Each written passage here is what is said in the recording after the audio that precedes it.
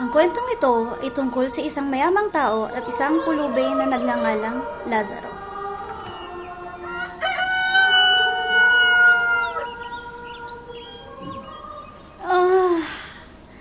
Grabe, ang sarap ng tulog ko. Pero saan kaya ako makakakain ng libre ngayon? Tanungin ko nga yung mga kaibigan ko. Mga kaibigan! Mga kaibigan! Wala bang mayaman sa lugar na to? Sa likod mo. Andito pala ang bahay ng mayamang tao. Tao po! Tao po!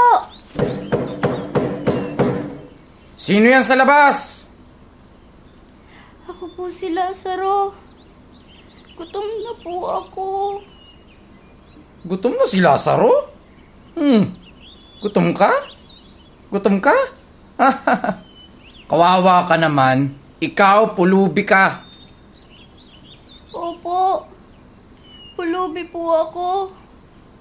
Meron po ba kayong pagkain? Parang awa niyo na. Wala akong pagkain maibibigay sa isang pulubing kagaya mo. Umalis ka sa harap ng bahay ko. Parang awa niyo na po. Maawa na kayo. Tahimik! Lumabas ka na ngayon. Wala akong kanin para sa'yo. Lalapit ako sa'yo at paparusahan kita. Manong, gutom na po ako. Tulungan niyo po ako. Nako! 3 araw na po akong hindi nakakakain. Pasensya na po kayo. Kung gutom ka, magtrabaho ka para kumita ng pera. May sakit po kasi ako. Kaya hindi ako nakakapagtrabaho. Parang awa niya na, Manong. Kahit konting pagkain lang. Wala akong pakialam. Walang pagkain para sa pulubi. Umalis ka na. Ayaw na kitang makita ulit. Kawawa naman po kayo, tatay. Sana maniwala po kayo kay Jesus para makapunta kayo sa langit. Mga kasamahan, dapat nating lapitan muli ang matanda at ipangaral muli ang salita ng Diyos sa Kanya. Tao po! Tao po! Labas po kayo sandali. Aba, pulubi pala. Bumalik ka pala? Nagiging pumal at malinaw ang paggamit ng mga titulo. Manong, hindi po ako manghihingi ng pagkain. Bakit ka pumunta muli? May regalo po ako sa inyo. Regalo? Nakakainis ka. Naku po! Naku po! Nasaan na ba ang walang kwentang pulubi na yan? Mga tao, alam nyo ba kung nasaan ang pulubing ito? Aha!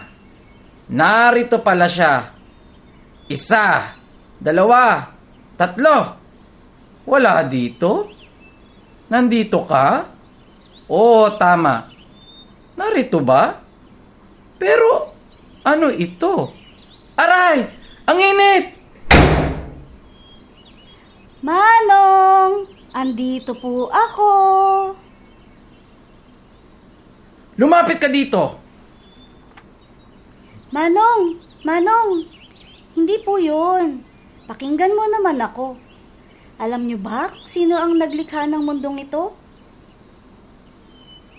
Walang naglikha nito. Nandoon na lang yan. Hindi po. Ang Diyos ang naglikha ng mundong ito. Kung ganon, alam niyo po ba kung sino ang naglikha ng mga tao? Ang ingay mo. Magnanakaw ka. Hindi po, Manong. Lahat ng tao ay may kasalanan. Kaya tayo ay lahat kailangang harapin ang paghuhukom. Sa araw ng paghuhukom, ang mga naniniwala kay Jesus ay pupunta sa kaharian ng Diyos. At ang mga hindi naman naniniwala ay pupunta sa impyerno. Ha? Kaharian ng Diyos? Impyerno? Wala. Walang ganoong lugar. Sa sementeryo lang naman ang bagsak natin pagkamatay. Manong, totoo po ang kaharian ng Diyos at impyerno. Kung hindi ka naniniwala kahit mayaman ka, pupunta ka sa impyerno. Kaya Manong, manalig ka kay Jesus. Mahalaga ito. Hindi ako naniniwala. Manong, dahil kasalanan mo, namatay si Jesus sa krus.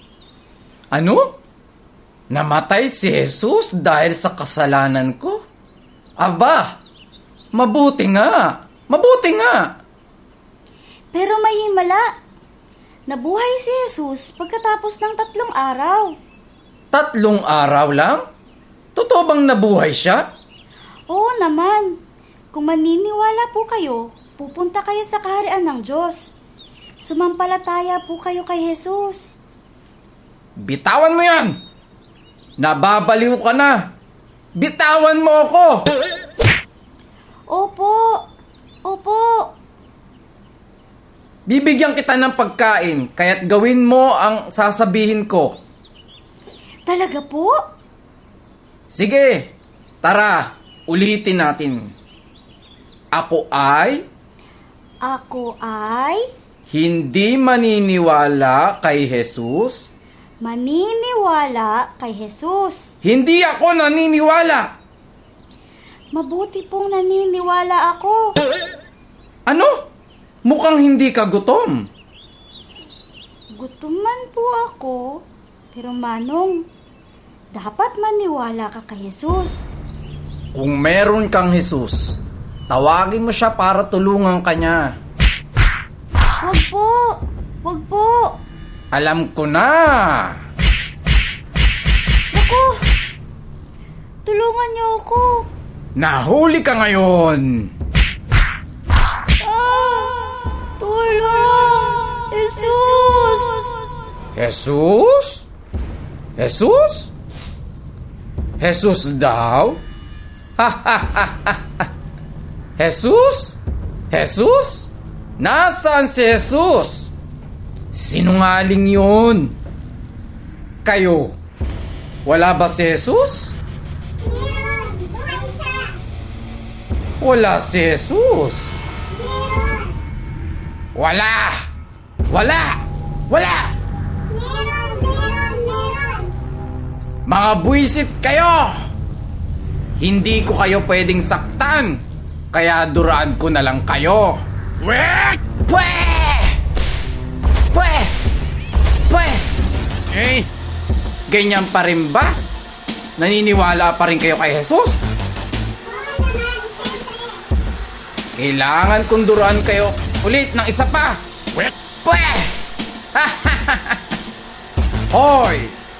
Magsaya tayo! Maglaro! At magsayaw! At uminom tayo ngayon! Wek!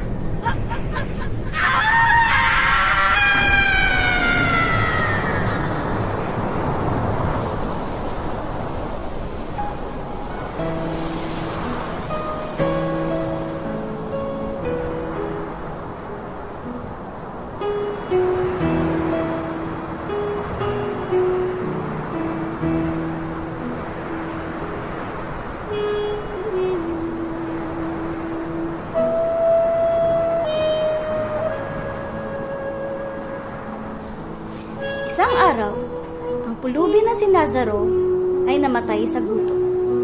Dinala ng anghel ang kanyang kaluluwa sa kaharian ng Diyos. Lahat ng tao ay namamatay. Saan kaya pupunta ang mga tao pagkamatay nila? Ilang sandali pa, ang mayamang hindi sumasampalataya kay Jesus ay namatay rin sa diabetes. Pagkatapos, dinala ng demonyo ang kanyang kaluluwa sa impyerno.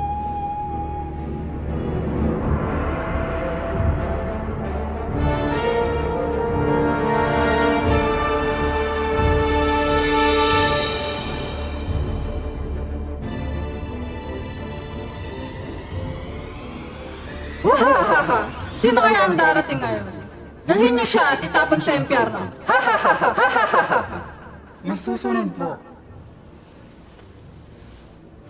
Pasok! Pasok na! Ang init! Aray! Ang init! Pumasok ka na! Bilisan mo! Aray! Ang init! Nasaan ako? Ito ang impyerno para sa makasalanan. Ang mga makasalanan ay papasok dito. Impyerno raw? Wala akong kasalanan.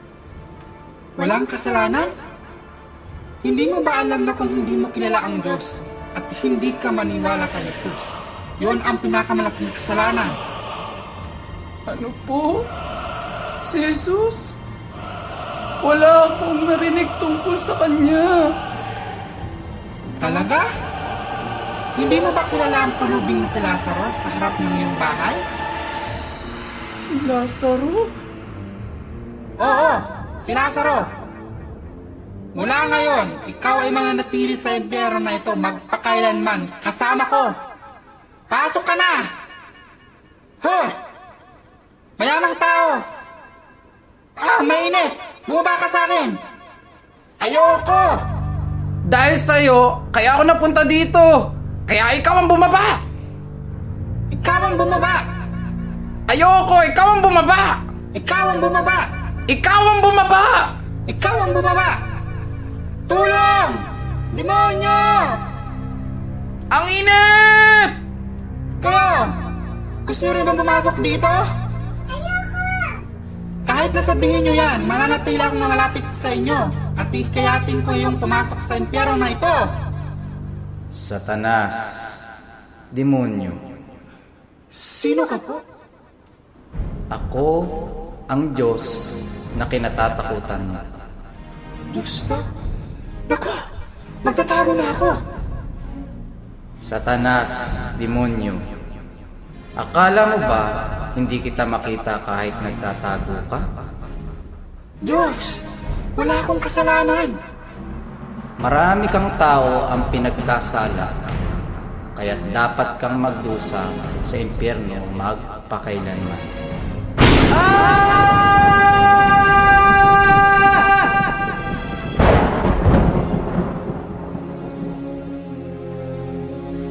Ang init! Sana naniwala rin ako kay Jesus. Walang sino man po ba dyan? Tulungan niyo po ako. Nakikita ko ang langit mula dito sa impyernong ito. Si Lazaro ba yun? Ang pulubi na nakatira sa harap ng bahay ko. Mayaman. Ako si Abraham, ang ninuno ng pananampalataya. Abraham, Guro, naghihirap ako ngayon. Maawa po kayo sa akin. Iutos ninyo kay Lazaro na ibabad ang kanyang daliri sa tubig at ilagay sa dila ko para maibsan ang aking paghihirap. Mangmang na mayaman. Hindi ka ba natuwa sa pagkain at pag-inom sa buhay nung ikaw ay nasa lupa? May malaking bangin sa pagitan ng langit na ito at ang impyerno. Kaya't hindi ako makakapunta mula rito patungo roon. At hindi ka rin makakapunta mula roon patungo rito. Guro, Abraham, pakiusap. Pakinggan po ninyo ang aking pakiusap. May 5 kapatid ako sa bahay ng aking ama na hindi pa nakakakilala kay Jesus. Ipadala mo po si Lazaro sa kanila para maniwala sila kay Jesus. At tulungan mo po na hindi na sila mapunta sa impyernong ito kung saan naroroon ako. Mangmang na mayaman. Maraming tao sa mundo na ito ang nagpakatotoo kay Jesus. Ang mga hindi naniniwala sa ipinangangaral na katotohanan, kahit na makita nilang muling nabuhay ang mga patay, ay hindi pa rin. Abraham, Guro! Abraham, Guro! Mangmangatangal na ako. Sana noon pa lang naniwala na ako sa ipinangaral ni Lazaro at ni Jesus. Ang init! Ang kayo! Pakiusap! Maniwala kayo kay Jesus! Ang tagapagligtas! Para hindi kayo mapunta sa impyerno! Ang init! Ang init! Maniwala kayo